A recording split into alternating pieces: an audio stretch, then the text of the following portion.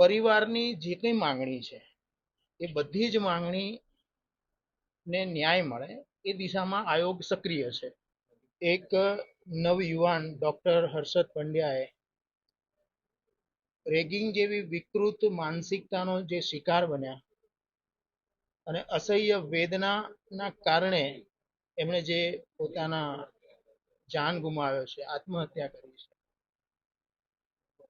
એના પરિવારની અંદર દુઃખમાં સહભાગી થવા માટે અને એ પરિવારને ન્યાય મળે અને ભવિષ્યમાં આવી ઘટના ન ઘટે એ માટે રાષ્ટ્રીય અનુસૂચિત જાતિ આયોગના ચેરમેન તરીકે આજે હું અહીંયા આવ્યો છું.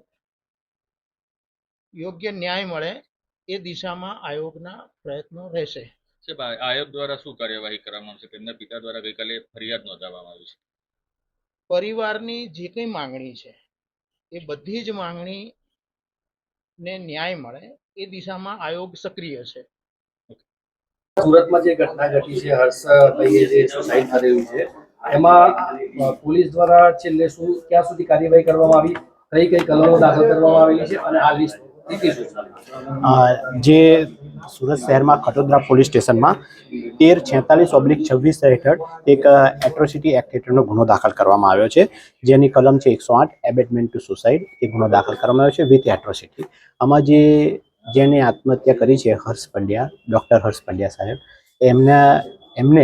એમના જે રેસિડેન્શિયલ બીજા ડૉક્ટર છે એમના દ્વારા જે ત્રાસ આપી આત્મહત્યાનું દુષ્પ્રેરણ કરાવાયું એ બાબતનો ગુનો દાખલ કર્યો છે. આ બાબતે સૌ પ્રથમ જેવું થયું એના પર એડી દાખલ કરવામાં આવી.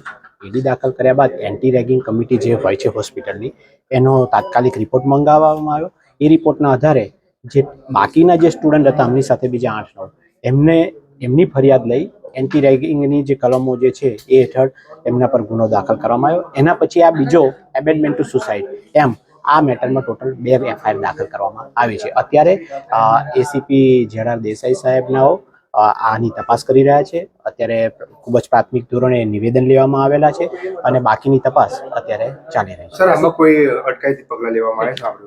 ના, હજુ કોઈની એરેસ્ટ નથી કરવામાં આવ્યું. અત્યારે આ તપાસ ચાલે છે. આજે અમે અહીંયા આવ્યા છે. આવતીકાલે આગળની પ્રક્રિયા અમે તુરંત હાથ ધરીશું.